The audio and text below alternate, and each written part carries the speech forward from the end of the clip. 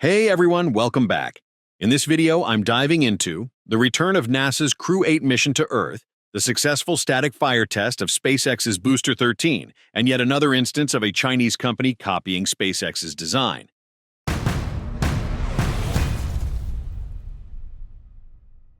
NASA's SpaceX Crew 8 mission successfully wrapped up with a splashdown near Pensacola, Florida, after nearly 8 months on the ISS. And splashdown.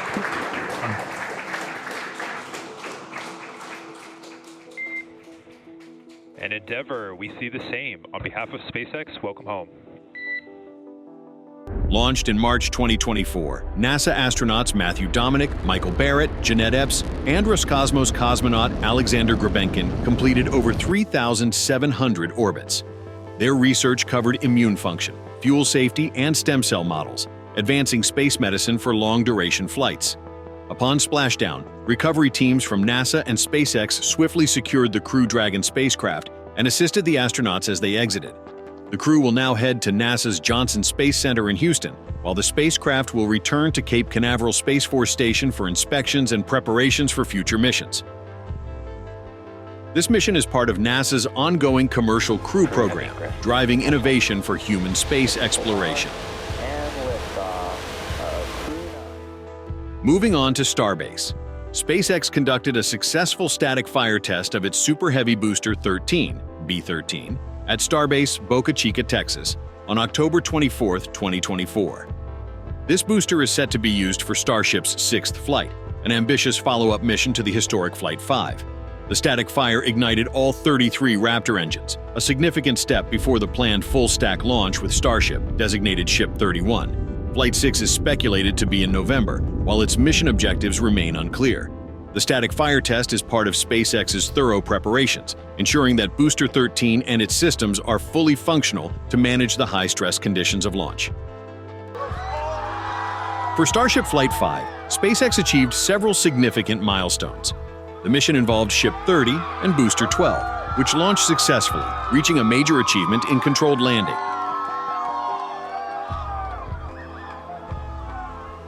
The booster performed a boost-back burn and then landed back at the launch site, making it the first booster successfully caught by SpaceX's Mechazilla tower, an incredible milestone in their fully reusable rocket ambitions.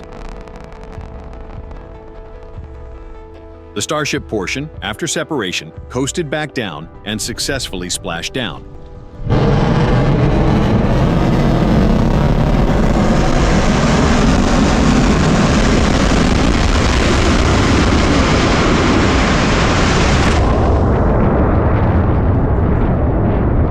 During SpaceX's Starship Flight Test 5, the thermal protection system encountered challenges, specifically with burn-throughs on the heat shield. SpaceX engineers had invested significant time upgrading the heat shield ahead of this test, aiming to strengthen Starship's reusability and resilience through higher durability tiles and extra protection around key areas like the flap structures. Despite the issues, these enhancements represent important progress as SpaceX continues to refine the Starship design and ensure it withstands the intense re-entry conditions. Looking ahead, Flight 6 aims to build on this progress by refining booster and ship recovery maneuvers. Key objectives may include further testing of the heat shield's durability, improved landing accuracy, and possibly increasing the payload deployment capabilities, which will be critical for Starlink satellite deployments and, eventually, Mars missions. These tests help push SpaceX's goal of achieving full reusability for Starship, bringing them closer to interplanetary travel. Finally, I've got some questionable news to share. Chinese company Blue Aerospace is jumping into the space tourism industry, claiming it will launch paying customers into suborbital space by 2027. At a staggering $210,000 per ticket, customers can supposedly look forward to experiencing weightlessness and breathtaking views of Earth, all while creating an unforgettable journey. Founded in 2017, Deep Blue is apparently committed to rigorous testing of its reusable rocket capsule system to ensure passenger safety. But wait, let's talk about the elephant in the room. Their capsule design bears an uncanny resemblance to SpaceX's Crew Dragon.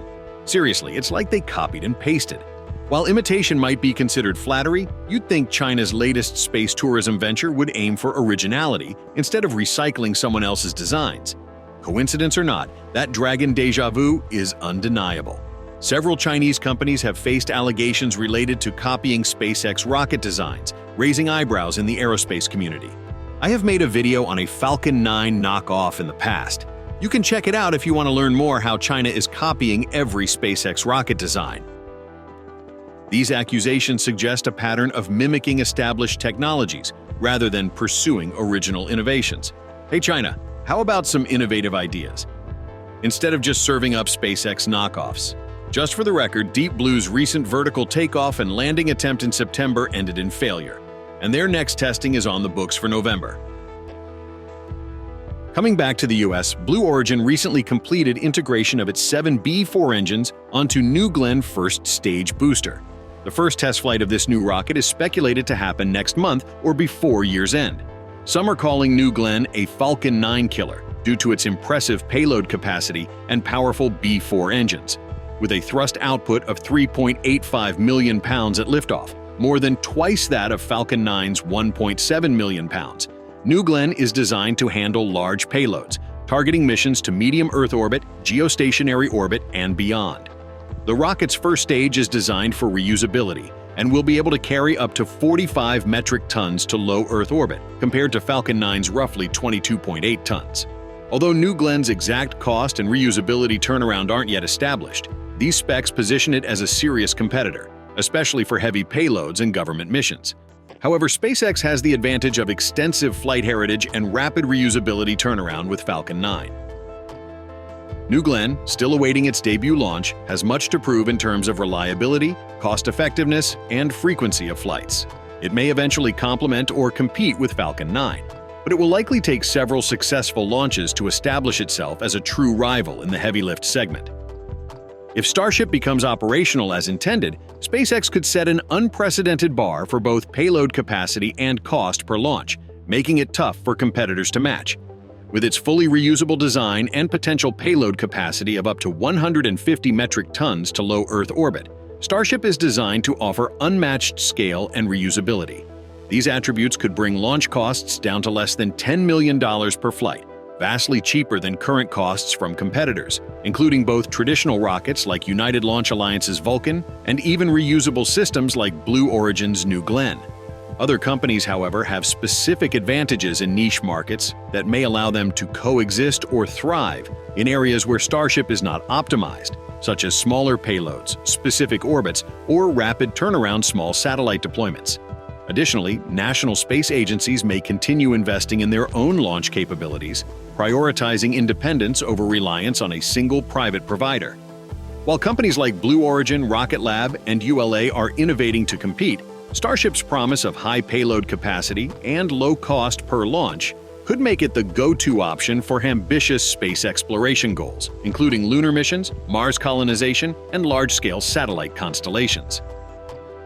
Well, that is it for this video. I hope you enjoyed it.